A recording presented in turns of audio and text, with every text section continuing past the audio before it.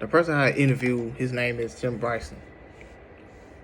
One of the things that he does, that he is a PhD student and student affairs consideration at the University of Maryland. He also is a program director for student athlete career development at University of Maryland, and he also was a member of the Black Alumni Council at University of South Carolina, and he is currently a podcaster, a founder, and the president of a podcast called Walk with TFB, which I'll be talking about later in this video. And I think the interview was absolutely tremendous. I'll give it a 10 out of 10, obviously. And I've learned a lot from him during the interview process. One of the things that I learned, that he is a very passionate man. He cares about what he does, and he doesn't take any BS, because he's very serious about what he does, because especially as a black man, because the stuff that was going on last year, and he wanted to push the word out about not only just injustice, but education, etc. And I think he takes the job very seriously, and I'm looking forward to talking to him more. And I'll be talking about what he told me towards the end of the interview as well, later in the video. But what did I find most interesting or surprised about this person's career path or professional field? What I found very interesting about his career path is that he was an intern in sports, and he's an entrepreneur now for the most part. And I think that's very interesting, because a lot of people, what he also told me during the interview is that a lot of people who starts at sports don't end up in sports or stay in sports. And I think that's a very true and very interesting concept, because he was an intern, a postgraduate intern in the NCAA, and now he's an entrepreneur. He's promoting his podcast. He helps with students, and he went from sports to entrepreneurship. And I think that's a very cool concept, because he wants to be his own boss, like most entrepreneurs are. And I really condone that, because we need more black entrepreneurs, because we need to support our own businesses, and I'm really down for that. So that's the interesting part I found in this career path. And what ways can you envision following a path similar to that? To be honest, I also want to own my own business, my own physical therapy business, and that's why I'm a minor in business right now. And I want to take that path of opening up my business, not only for every single person of all races, all colors and stuff, because I believe that everybody deserves an equal opportunity, especially in the physical therapy field, which is very, very competitive. And I want everyone to have that same passion and that same drive that I have for physical therapy right now. You know, I'm not taking any, I don't have any classes for physical therapy, but later down the line, I would absolutely be taking classes for physical therapy.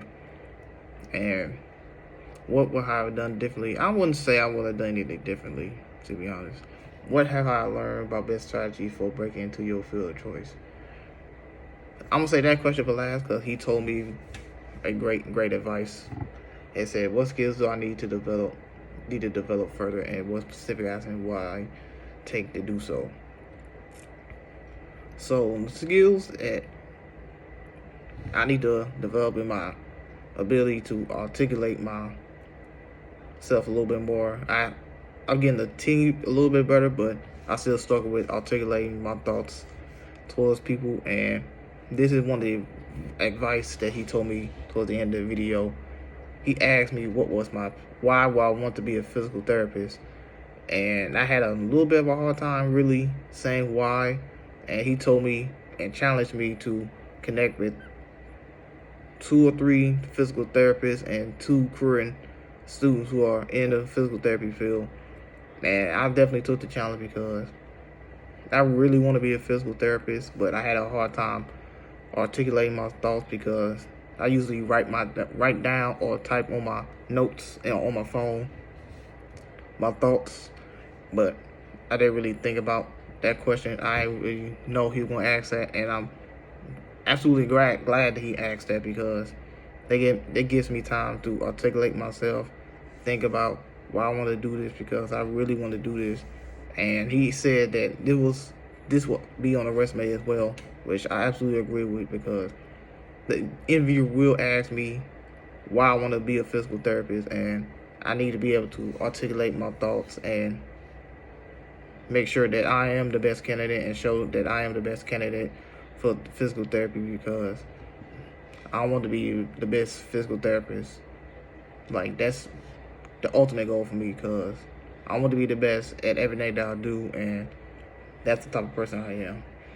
Does this experience change the way you perceive your immediate future? No, because I've been taking down notes and putting them into my brain what I wanted to do. Down the road, I always had my plan. I'm gonna do this. I'm gonna do sports management absolutely because I love sports, and outside of sports can help people who are not fortunate enough that have the athletic ability to be in sports, but they can still impact people outside of sports. And as far as the physical therapy aspect goes, I want to make sure that I get to help people, not only help people, but make sure that they can move again, and make sure that they can like this is the part I'm struggling with right now, is articulating my thoughts on why I want to be a physical therapist. And I'm gonna tell him in January because that's when he told me to tell him why I want to be a physical therapist. So I'm gonna write that down and make sure that I'm gonna tell him and everybody who wants to be a physical therapist on why I want to be a physical therapist. And I think that the interview was great because a lot of advice was given to me. The work-life balance aspect that he talked about, I think that's very interesting because he said that he don't want students to bother him on certain days because he's working. And I absolutely concur with that and agree with him because he's a very busy man and he don't really have. He said he'll make time. He's very busy, but he's willing to make time to help students out. And he said that he don't want to be bothering the weekend because he's either relaxing or working, and he wants to help you on that following Monday. And I agree with him because that's a lot on his plate. Not only on his plate, but everyone in the sports industry's plate because sports is a very time-consuming industry, and it takes a lot of your time. It takes a lot of organization, and sports is one of the very few industries that takes a bunch of time. And I absolutely agree with him on that part. So this interview, I'm looking back on this interview a bunch of times because the advice they gave me, what we talked about, and he taught me a lot about how to interview people as well. He said to start out with my name, which I didn't do, and I think that's a big mistake because you want to get people to know your name and get your name out there.